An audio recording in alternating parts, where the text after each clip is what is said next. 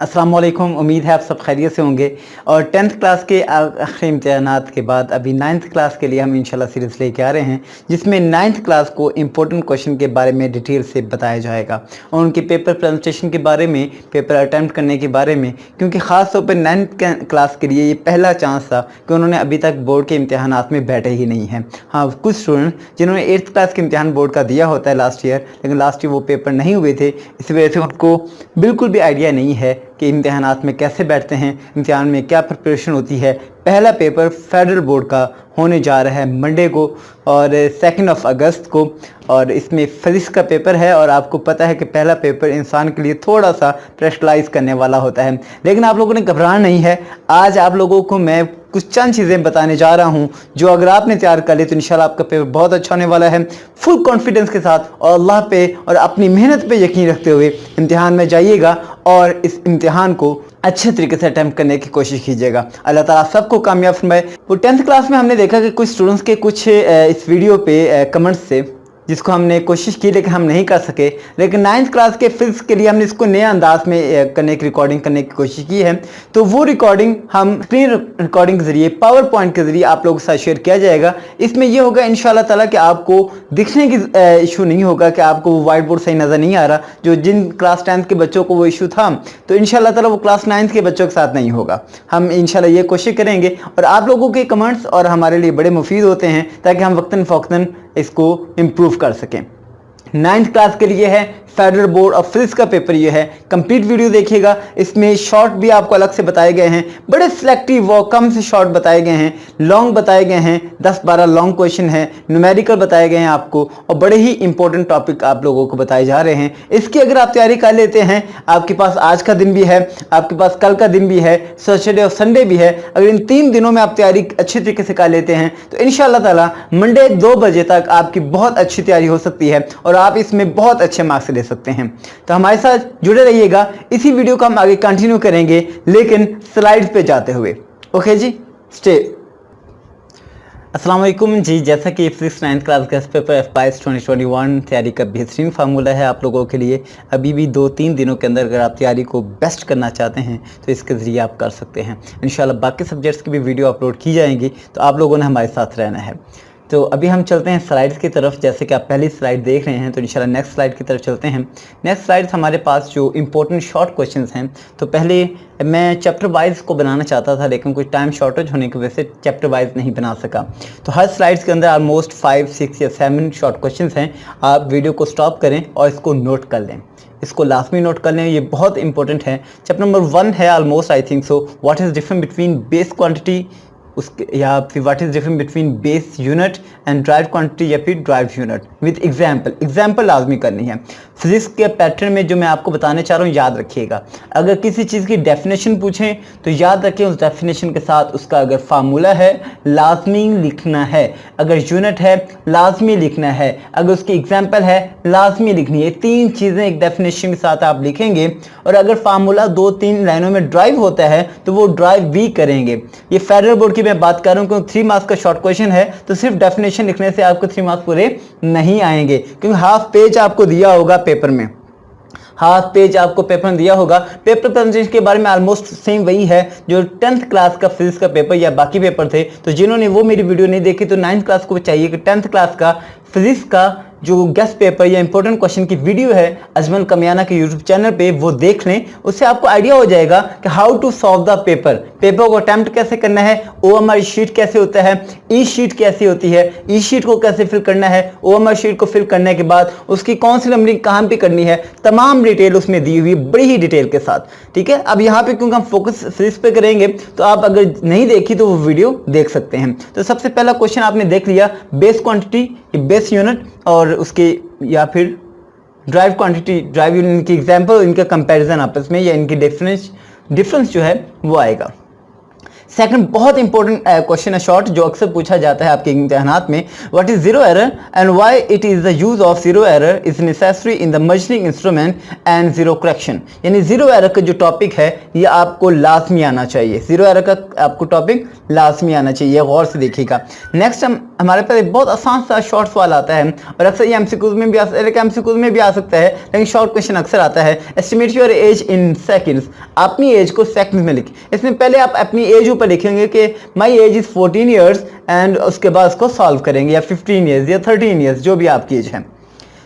उसके बाद measuring instrument में जो आपकी टॉपिक्स हैं चैप्टर 1 में, ये लॉन्ग आने के चांसेस होते हैं, लेकिन इसके अंदर से इनकी वर्किंग, इनकी कंस्ट्रक्शन, इनके डायग्राम्स ये शॉर्ट में भी पूछे जा सकते हैं, लेकिन ये लॉन्ग में भी चांसेस होते हैं इनके वर्नियर कैलिबर और स्क्रू गेज के। तो लॉन्ग के लिए मुकम्मल तैयार करें क्योंकि इसके अंदर से पूछे जा सकते हैं। लास्ट क्वेश्चन नंबर 5 है इस स्लाइड में, what is difference between the circular motion and rotatory motion. Circular motion और रोटेटरी मोशन में क्या डिफरेंस है, ये बहुत इंपॉर्टेंट है। Question number 6 है what is difference between the speed and velocity and their formulas and units. Question number 7 है a 5 kg stone is moving with a velocity of 10 meter per second. Find the force required to stop in 2 seconds. Question number 8 है ये topics हैं, question number 8 वाला याद रखें, ये topics हैं speed time graph and distance time graph. ये displacement time graph या डिस्टेंस जो है, ये ग्राफ वाले 6 पार्ट्स के बनते हैं ऑलमोस्ट। ये बहुत इंपॉर्टेंट है, ये शॉर्ट में भी कोई एक आधा पूछा जा सकता है और इसमें से लॉन्ग भी आ सकता है, ये याद रखें। मैं शॉर्ट लॉन्ग दोनों बता रहा हूँ। नेक्स्ट हमारे पास कंप्लीट टॉपिक आपने करना है Newton first law, second law और third law. Newton first, second और थर्ड लॉ ऑफ मोशन लाजमी आपने करना है, और फिर उसके बाद आपने show that the rate of change of momentum is always equal to the applied force. Sorry, ये अलाइड फोर्स नहीं है, ये अप्लाइड फोर्स है, इसको करेक्ट कर लीजिएगा। अप्लाइड फोर्स नहीं है, इसको हम कोशिश करते हैं इसको करेक्ट करने की, ये अप्लाइड फोर्स है, ठीक है, ये अप्लाइड फोर्स है, अलाइड फोर्स नहीं है। नेक्स्ट अगर चलें क्वेश्चन 11 है why rolling friction less than the sliding friction, derive the expression of the centripetal force के जो एक्सप्रेशन है, ये फार्मूला है उसको ड्राइव करना है आपने। Derive define the rigid body and axis of rotation and centre of mass और सेंटर ऑफ ग्रेविटी। ये टॉपिक एक में ही आ जाते हैं, तो इसको आपने अच्छे तरीके से करना, खास टॉर्क वाले टॉपिक में आता है ये। तो टॉर्क का मुकम्मल टॉपिक आप कर लेते हैं तो ये 3-4 शॉर्ट इसी के अंदर से कवर हो जाते हैं, ये वाले rigid body and axis of rotation and centre of mass. उसके बाद है डिफाइन द कपल, ये बहुत इंपॉर्टेंट सवाल है, उसकी 2 एग्जाम्पल कोई भी, या 2 या 3, कम से कम 3-4 याद करें तो 2 आप इजीली दे सकें। उसके बाद a car steering has radius 16 cm, find the torque produced by the 50 Newton of force। Torque find करना है, ये काफी इंपॉर्टेंट शॉर्ट में न्यूमेरिकल है। क्वेश्चन 16 है why the height of a racing car is kept smaller, यानी जो height है वो केप्ट स्मॉलर क्यों रखी जाती है। State the Newton's law of gravitation, how can you say that the gravitation force is a field force and why early scientist could not guess about the gravitation force. ये काफी important सवाल है, ये सारे इंपॉर्टेंट है, तो ये मैं बार बार कहना नहीं चाहता कि ये इंपॉर्टेंट है वो इंपॉर्टेंट, सारे ही इंपॉर्टेंट है अपने लिहाज से। Why is your weight lesser at mountain, ये काफी इंपॉर्टेंट और थोड़ा टेक्निकल है, क्योंकि जी की वैल्यू की वजह से वेट होता है, weight is equal to mg, और जी की वैल्यू की वजह से यहाँ पे वेट आपका कम होता है। So that W is equal to, यानी work is equal to Fs cos theta when force is making an angle theta with axis, ये शो करना है, यानी आपने ड्राइव करना है इसको। Okay, what is meant by the elastic potential energy and give examples। elastic potential energy और उसकी example, prove that potential energy is equal to mgh, proof करना है। नेक्स्ट न्यूमेरिकल शॉर्ट में आएगा calculate the power of motor that pulls 20 kg water to the height of 50 metre in 1.5 hour. इसी तरीके से मिलता जुलता एक और न्यूमेरिकल, ये एग्जांपल आई थिंक सो है लास्ट वाली, तो उसको भी आप अच्छे तरीके से कर लीजिएगा पावर वाले चैप्टर में से। नेक्स्ट हमारे पास find the mass of 200 metre cube, ये m क्यूब है, m3 नहीं है, m क्यूब है, of water in a water tank. Define the efficiency, its formula and units, यानी उसकी फार्मूला, यूनिट्स और एफिशिएंसी बतानी है आपने। उसके बाद है what make a sucker pressed on a smooth water stick to it, prove that the liquid pressure is equal to rho g h, ये पी नहीं है, ये रो जी एच है, इसको अगर आप देखें ये रो जी एच है। Y water is not use in the barometer, बहुत इंपॉर्टेंट सवाल है। State the Hooke's law and उसकी जो एप्लीकेशन है उसके बारे में पूछा जा सकता है। Why mercury is preferred as thermometer substance, या थर्मामीटर में मर्करी हम क्यों इस्तेमाल करते हैं, इसकी जगह वाटर क्यों नहीं कर सकते या कोई और क्यों नहीं करते। Define internal energy and what is the effect of thermal expansion on the railway track. ये ऑलमोस्ट 33 शॉर्ट क्वेश्चंस आप लोगों के लिए डिजाइन किए गए हैं। इसके अलावा आप लोगों ने खासतौर जो मेरे स्टूडेंट्स हैं उनको पता है कि उनके जो पास पेपर हुए हैं, यानी जो यहाँ स्कूल में हुए हैं, वो अच्छे तरीके से तैयार करें, और साथ साथ मॉडल पेपर और पास पेपर के क्वेश्चन इनके अलावा कोई आपको नज़र आते हैं वो तैयार करें। लेकिन मैक्सिमम चांसेस इंशाल्लाह यही है कि इन 33 क्वेश्चन में से आपको 7, 8, 9 कुछ ना कुछ क्वेश्चन आ जाएंगे। अब हम लॉन्ग क्वेश्चन की तरफ चलते हैं और लॉन्ग क्वेश्चन के बाद न्यूमेरिकल को भी डिस्कस करेंगे। मैं न्यूमेरिकल और लॉन्ग क्वेश्चन इस वजह से बता रहा हूं कि जो मैं लॉन्ग क्वेश्चन बता रहा हूं खासतौर पे उससे रिलेटेड जितने भी न्यूमेरिकल हैं वो आप लोगों ने खुद करने हैं, ठीक है। कुछ इंपॉर्टेंट मैं बता दूंगा, लेकिन साथ मिलते जुलते जितने भी हैं वो आप लोगों ने खुद करने हैं। लॉन्ग कोई इंपॉर्टेंट क्वेश्चंस की हम बात करें तो इक्वेशन ऑफ मोशन है, फर्स्ट, सेकंड और थर्ड, ये शॉर्ट में भी आ सकते हैं और लॉन्ग में भी। शॉर्ट में आएगा तो कोई एक आएगा, डेरिवेशन ऑफ फर्स्ट, सेकंड या थर्ड इक्वेशन ऑफ मोशन, और लॉन्ग में आएगा तो 2 आएंगे, सेकंड या थर्ड, ये थर्ड और फर्स्ट, ये फर्स्ट और सेकंड, ये इस तरह का कोई 2 आपसे पूछे जा सकते हैं। नेक्स्ट हमारे पे न्यूटन लॉ ऑफ मोशन, ये भी इसी तरीके से शॉर्ट में आएगा तो कोई एक आएगा, लॉन्ग में आएगा तो तीनों में से कोई से 2 पूछे जा सकते हैं। खासकर फर्स्ट और सेकंड ज़्यादा पूछा जाता है, थर्ड कम पूछा जाता है, थर्ड शॉर्ट में आता है। लेकिन आपने ये टॉपिक कंप्लीट करने, law of conservation momentum complete topic आपने करना है, resolution of forces complete topic आपने करना है, torque and moment of force complete topic आपने करना है, mass of earth and variation of g with altitude, ये दोनों बहुत इंपॉर्टेंट है और लॉन्ग है, दोनों बहुत इंपॉर्टेंट और लॉन्ग है। इसमें जो खास तौर पे मास ऑफ अर्थ का जो फार्मूला है वो आप लोगों ने बहुत अच्छे तरीके से अटेम्प्ट करने की कोशिश करनी है, क्योंकि उससे रिलेटेड फार्मूला, उससे रिलेटेड न्यूमेरिकल्स भी हैं, याद रखिएगा, उससे रिलेटेड न्यूमेरिकल्स भी हैं, और उससे जी की वैल्यू ऑफ एल्टीट्यूड की वैल्यू से उससे रिलेटेड भी न्यूमेरिकल हैं। तो इसके रिलेटेड जो न्यूमेरिकल हैं वो लाजमी करने हैं, यानी जो लॉन्ग क्वेश्चन में जितने बता रहे हैं इनसे रिलेटेड जितने भी न्यूमेरिकल हैं ये आप लोगों ने लाजमी करने हैं। क्वेश्चन नंबर 7 है kinetic energy and potential energy, ये कंप्लीट प्रूफ आपने करने हैं। क्वेश्चन नंबर 8 है pressure in liquid and application of Pascal's law, ठीक है, हाइड्रोलिक प्रेस जो है। उसके बाद Archimedes principle, law of rotation and Hooke's law, Hooke's law में यंग मॉडुलस आपने लाजमी करना है। और question number 10 evaporation, linear and volume expansion in solid, thermal conductivity and expansion and specific heat capacity and it's detail, यानी 8.2,